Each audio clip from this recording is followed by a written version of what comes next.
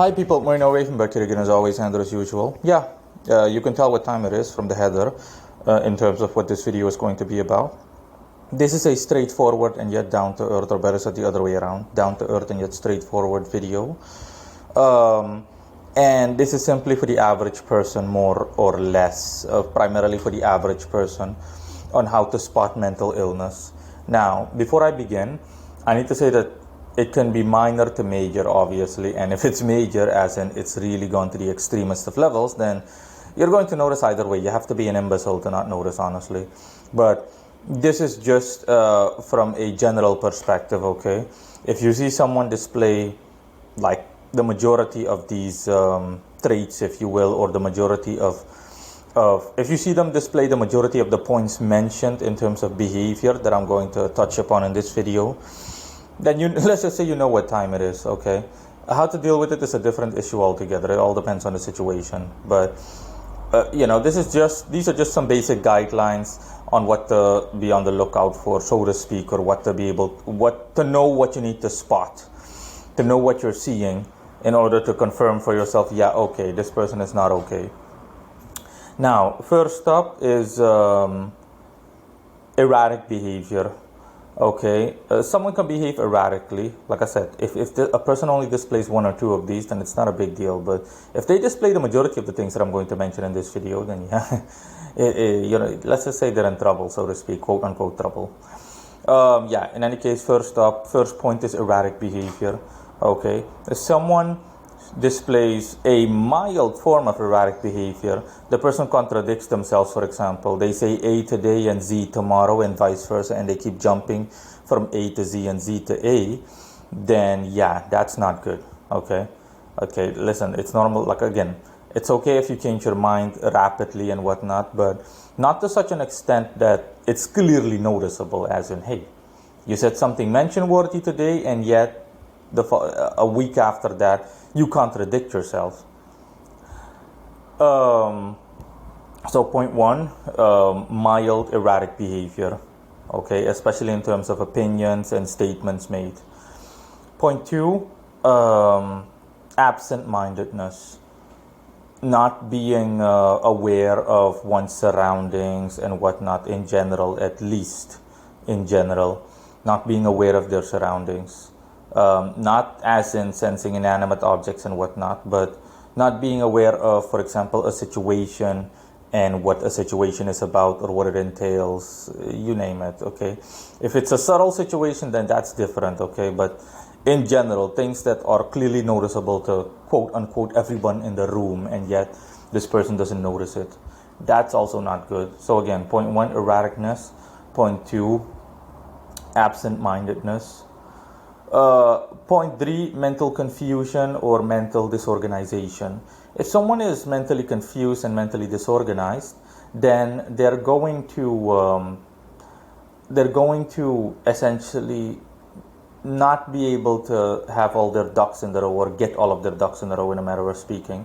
They're going to be unable to sort things out, okay? This can range from day-to-day affairs to their entire life, worst case scenario in the long run. They'll have difficulty telling you exactly the who, the what, the where, the why, and the how. And that brings me to my fourth point, essentially, forgetfulness.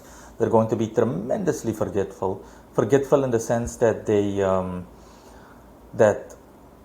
again, it's okay to forget some things on occasion. It's also okay to forget mundane things, etc., etc. Things that you do on a day-to-day basis. That is normal.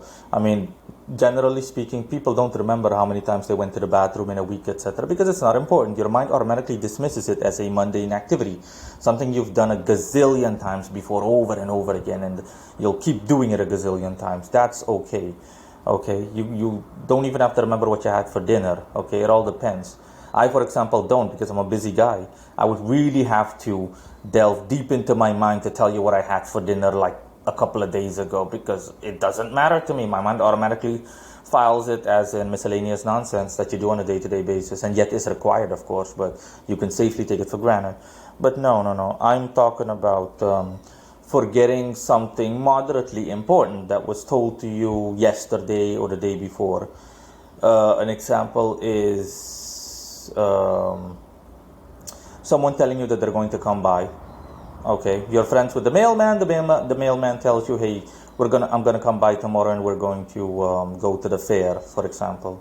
Now, it's okay if you're so preoccupied, you were so busy, your mind was so congested that you forgot about it. That's simply a matter of your mind considering it low priority, and as a result, you automatically forget it. You're like, "Oh crap, I forgot John. I'm sorry. That is okay. Okay, if that happens to you on occasion. But definitely not where you regularly get told things, I mean, moderately important things, and then you forget them, both in the short term and the long term, as in a mild to semi-mild, I mean, a mild to semi-severe level of forgetfulness, almost like you suffer from amnesia in some way, shape, or form. Yeah, no, that is definitely not good. That is definitely not quote unquote okay. Now, let me see.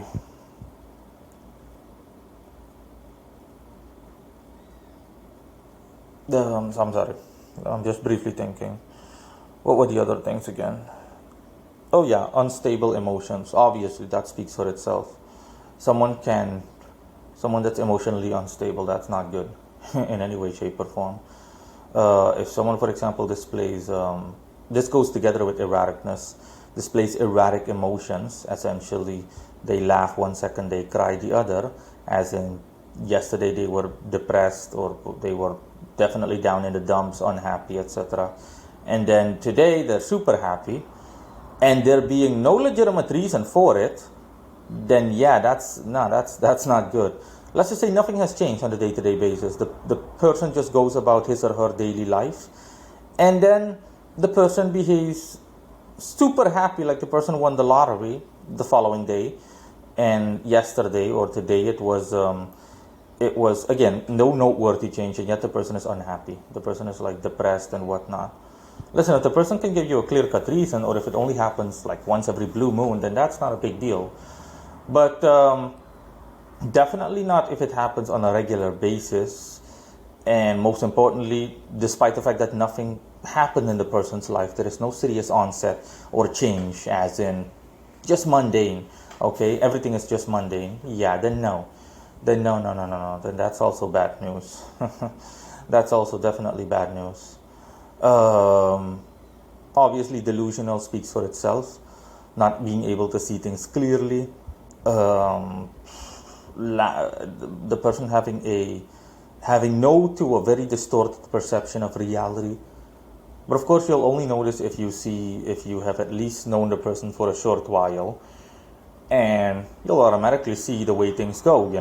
You'll see what the average person thinks of a situation, and then you'll see what they think of a situation, which is not good in general.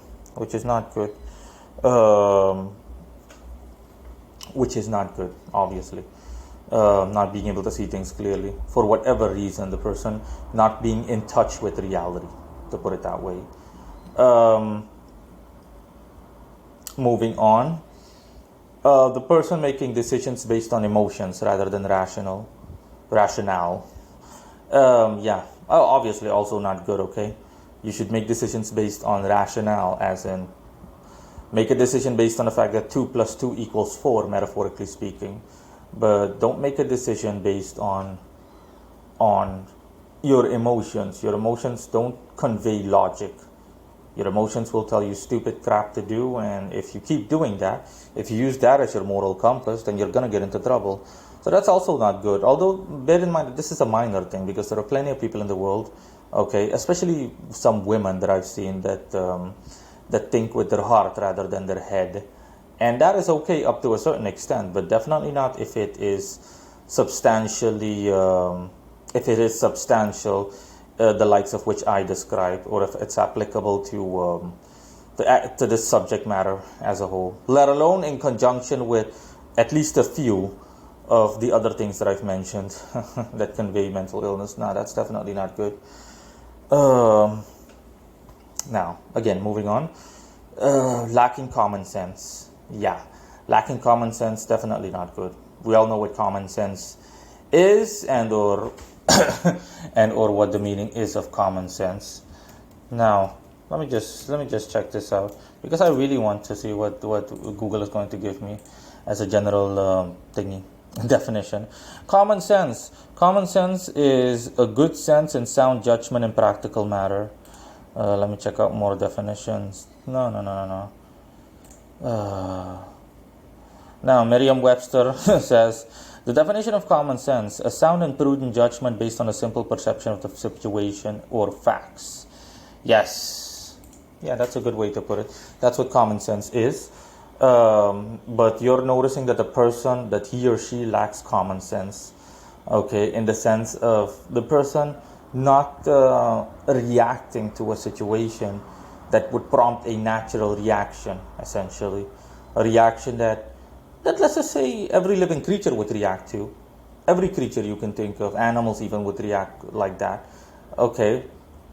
Essentially, the person, instead of actually doing, quote unquote, doing the impulsive 2 plus 2 equals 4, the person does the 2 plus 2 equals 22 kind of move. I hope that people know what I mean. I don't have to explain what common sense is, but if you see someone that lacks common sense, as in the person can't even go about basic situations, then yeah, you're in trouble. Again, moving on. One that's minor is unreliability or unreliability. This is something that a lot of people have, okay? Especially people in the third world. They're unreliable. They'll tell you, yeah, hey, listen, I'll meet up with you tomorrow at 9 p.m. and then we'll go to the place.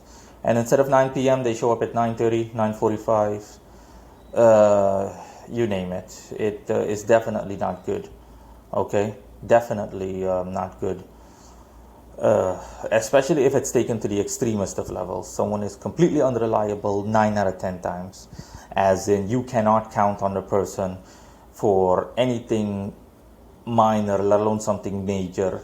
Let's just say, don't trust these people with your lives, because you will not be able to count on them when the time comes, or if the time comes. Although, like I said, this is very minor, okay? This only qualifies as being part of mental illness in conjunction with at least 2 or 3 of all the other things I've mentioned, the aforementioned things. Now, let me see if there's anything else I missed.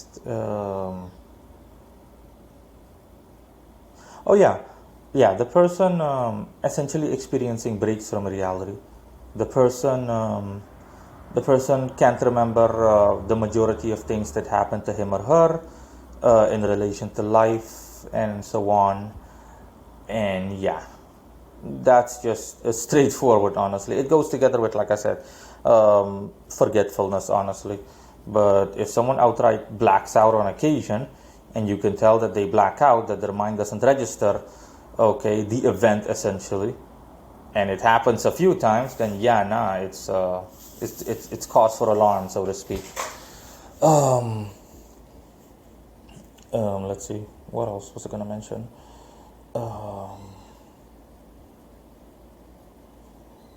What else was I going to mention? If the person, for example, is prying up to a very inappropriate extent, the person is nosy up to a tremendous extent, and the person essentially wants to know everything about everything, despite the fact that they are mundane things. Let's just say that you have a friend, and this friend, Jonathan, essentially wants to know everything you're doing, essentially, and even if it's something mundane, as in I just went grocery shopping, the person still wants to know everything you bought down into the smallest of details. Then yeah, if the person does this frequently, then yeah, that's also not good. Then that's a quote unquote cause for alarm. Let me see what else. The person is actively in denial. And the person is a compulsive liar, essentially. The person lies about mundane things. The person lies in defiance of logic. The person has been, so to speak, caught red-handed in a situation, and yet he or she will still deny it vehemently. Imagine someone that's being interrogated by the police, a guy that was caught shoplifting. Again, let's go with Jonathan again. Jonathan was caught shoplifting. And Jonathan Okay, gets interrogated by the police, and the police says, Jonathan, that's you on camera. We caught you. Look at that. You're taking a bag of Doritos. You stole actual Doritos, and now you're simply running out of the store. Jonathan will still vehemently deny, despite the fact that he's on camera, he will still vehemently deny that that's not him. He'll still outright deny that that's not him, if you can believe it. That's what I'm talking about. And someone that has common sense and whatnot, and someone that is, so to speak, normal, will just say, hey, the jig is up, I can't do anything. I have to come clean. I really can't deny it. If I deny it, it's going to be written all over my face. But if someone still vehemently denies to the point where you can clearly tell that they are not, they still outright deny it, and they do not show any signs of admittance whatsoever in relation to the situation. The person almost believes their own lie. The person is so deeply embedded in their own lie about what they did. Then, yeah, that's also not good. That's also not good in general. That's also a cause for alarm. The person is in denial, essentially. The person is in denial. The person denies any situation, essentially. The person denies any situation, essentially. By situation, I mean that if you, for example, discuss something with the person, and he or she, let's just say Jonathan again, you discuss something with Jonathan, and Jonathan is specifically, let's just say you discuss something that happened to him that wasn't so fun. Let's just say, for example, that he was a subject of physical violence when he was younger by a cousin of his, okay, called Max. And you have come to know that Max essentially beat up Jonathan when he was a little kid regularly, to the point where he got bruises all over his body. And you try to discuss the matter with Jonathan, and Jonathan actively denies it. It doesn't matter what you do, Jonathan keeps denying it. He keeps denying it, okay? And you can tell that he displays other traits, as in he starts to behave aggressively, as in, leave me alone, yeah, I don't want to talk about it. Yeah, obviously he's in denial, okay? You haven't even brought it up in a good way, but you're heading in that direction. The conversation is heading in that direction, and yet Jonathan, you're noticing that he's like, no, not at all. Okay, me and Max, we were best friends and whatnot. He was great to me, etc.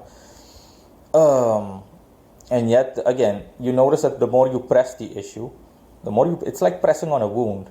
Okay, it hurts the more you press on it, and the more you press the issue, the more you're seeing him act out. Essentially, he starts to become aggressive. He starts to get in denial, either that or he starts to become sad to the point where he wants to cry almost. He tries to desperately change the subject, etc., etc., etc. Then yeah, that's not good in general. No. That's also really bad news.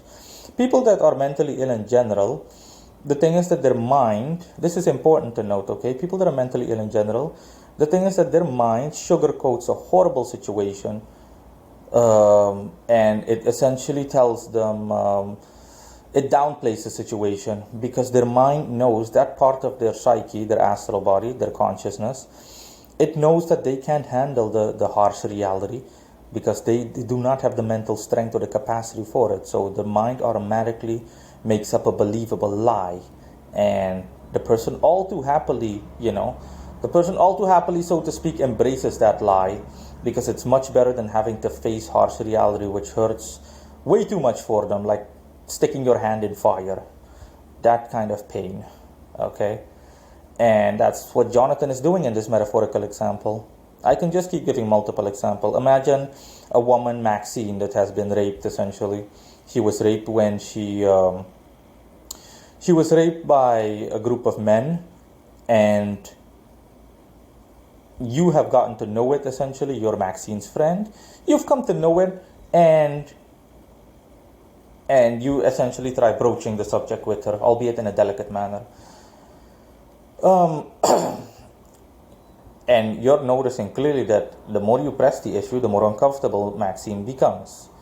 And what can you expect to hear from Maxine as a response when you broach the subject, as in, hey, listen, something happened between you and a couple of guys like 2 years ago. I remember someone told me that. Okay, is that true, etc. What you can expect to hear from her is, oh yeah, nah, it's just I just had like a one night stand kind of gangbang kind of deal. That's what Maxine's mind has told her essentially. Her mind was essentially like, oh crap, this bitch can't handle the truth. She's gonna collapse and we're going to die. We need to tell her quick. We need to come up with a believable like reason or excuse, a lie.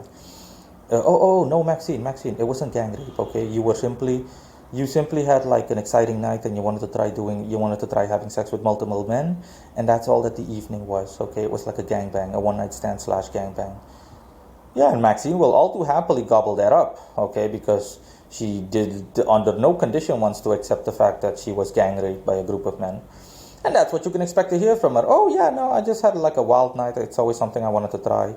I wanted to be intimate with a group of men, and I simply gave it a go. But again, the more you press on the issue, if you let's just say you pretend to be a psychologist and you really probe and poke and prod around the whole situation, and then you're like, really, why did you want to have it? Okay, what time did you have it? What time did you have it? What day did you have it? What was the location? What were these guys, their names? What did they look like? Was it any good for you?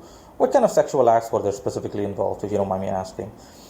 Yeah, that's when the cookie is going to crumble, the proverbial cookie. The person is really just going to honestly display, like I said, all the things I've mentioned before. But by default, depending on the person's personality, it will either be anger, it will be sadness, as in breaking down crying, boo hoo hoo hoo, or just flipping out. I don't know, what the fuck do you want from me? I don't know, just leave me alone, okay? I simply told you already what time it is. Yeah, that's like a red light should go off in your head as in, okay, nah, I see what time it is, okay. Yeah, that's by default what mentally ill people do. They simply cannot cope with trauma. I've seen so many people, the majority of them, who have been traumatized primarily when they were younger, when they were growing up, or they came from a broken home and they were traumatized at home by those that were supposed to protect them and prepare them from the world, their parents or similar, or anyone you can think of, or guardians, you name it, or anyone that served as a parental figure. And a person develops, like I said, this level of delusion, essentially. The person simply, their psyche tells them that, especially if it's a sensitive person, that their psyche downplays the situation, okay? Again, it just goes on. So take, for example, that Maxine was also like raped by her dad at a young age, and Maxine essentially blocked it out. That's what her psyche is going to do. And her psyche is going to simply, at best, say, hey, you and daddy just had hugging sessions where he just hugged you intensely, okay, because he loved you so much, especially after you were sad or something like that. And yeah, that's what she's going to say if you confront her about it. But if you keep pressing the matter, then yeah, you're going to notice that, hey, Maxine is about to freaking break down. She's literally about to have a mental breakdown. That's because as much as they believe the lie, the second you broach reality to them and you press hard enough mentally, then their psyche is confronted, has no other choice but to confront what actually happens, and the pain begins for them, and they simply can't handle it. And generally speaking, these kinds of mentally ill people will also never admit that this happened, okay? Even if you push them and you openly show them, for example, pictures, as in, hey, look, a private investigator took these pictures, okay, or your mom secretly took these pictures and this video when you were younger and whatnot, you name it. Look, your daddy even took these pictures because he was he's a convicted pedophile, and these were pictures that he took of you when you were younger. When it's irrefutable, when it's undeniable, the person will never, the words will not come out of his or her mouth. I'm sorry, it's Maxine. The words will never come out of Maxine's mouth. Okay, Maxine will literally just openly, she'll just break down crying, or she'll get super angry, as in, yeah, I don't know, leave me alone. Yeah, like that. The person will Maxine will display that kind of behavior, and she will simply not, she'll simply not come to terms with reality, not want to. She can't deny it anymore, but you don't have to expect her to hear, you don't have to expect to hear the words, yes, it's true, or yes, daddy did indeed unfortunately rape me, coming out of her mouth. It's going to take a shit ton of therapy. Are you kidding me? Years of therapy for someone like that to admit something like that. Okay, it depends on the person. Some people are like, they break down pretty quick, and they also they can repair themselves, or they can be repaired pretty quick. But other than that, no. Um, what else was I gonna say? Oh yeah, another distinctive feature of people that are mentally ill in general is in its most genericest of ways, and so in the most general of senses, is people, or are people that, generally speaking, do not pay attention to hygiene. They essentially take stuff for granted, like facial hair and overall body odor and things like that. Okay. Uh, that's due to them being mentally ill to the point where they're like numb inside, essentially.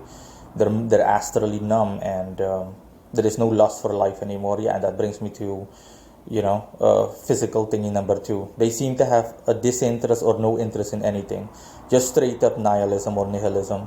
They have no interest in anything. It doesn't matter how fun something is. They have no lust for life whatsoever. A black cloud literally hangs over their head. Well, not literally, but you know what I mean.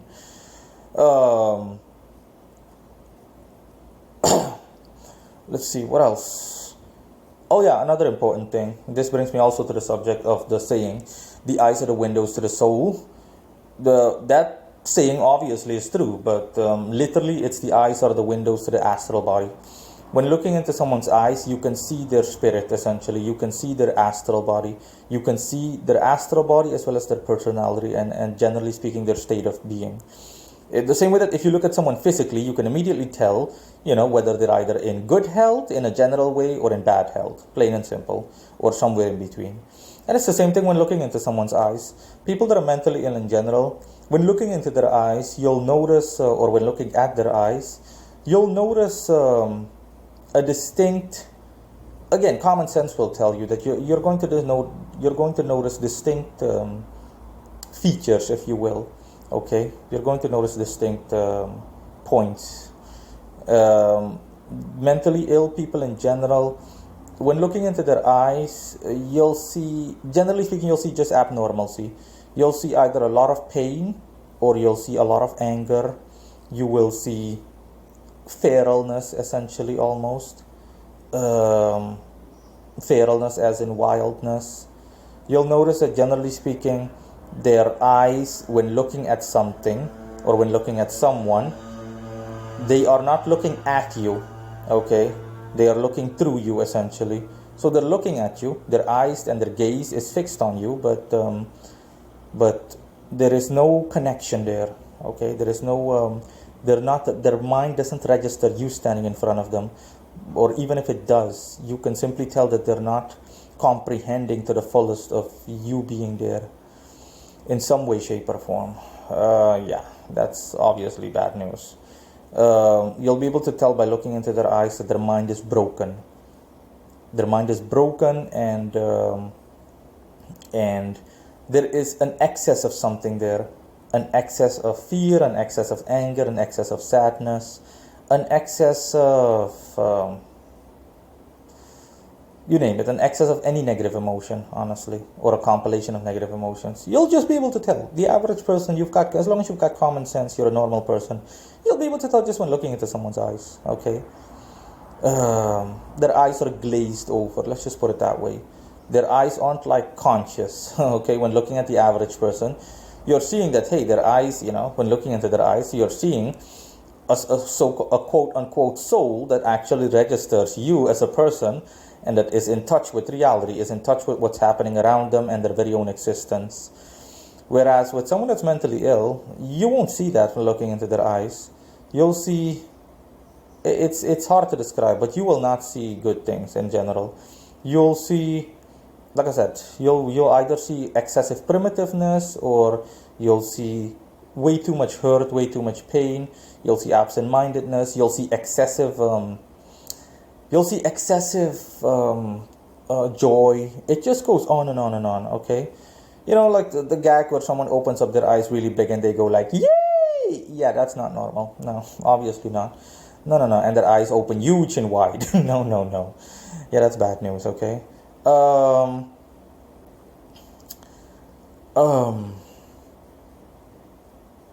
Oh yeah, also if someone, for example, uses humor or laughter, excessive laughter overall in life, as in the person laughs about serious situations. Oh, my dad raped me when I was 20. Yeah, yeah. Or my dad raped me when I was 5 years old. Yeah, that's not that. No, that is not normal. That that immediately gives way that, oh boy, this is one sick puppy. Yeah, that is another example of what mentally ill people do. Now, I'm done. I'm done. I've gone on long enough. In the description of this video, you'll find interesting links that lead to examples of people that are clearly mentally ill and the behavior they either consciously display or don't display at all, or wait for the end screen. Yeah, and you'll see exactly what I mean. One of them is a woman that is clearly mentally ill because she laughs at traumatic events that took place in her life. Okay, serious things happen to her, like molestation and whatnot, and she just laughs it off like it's like she went to the freaking fair and she got a stuffed animal by winning some fucking game. In any case, guys, bye. Marino Wihenberg signing off for now. Bye.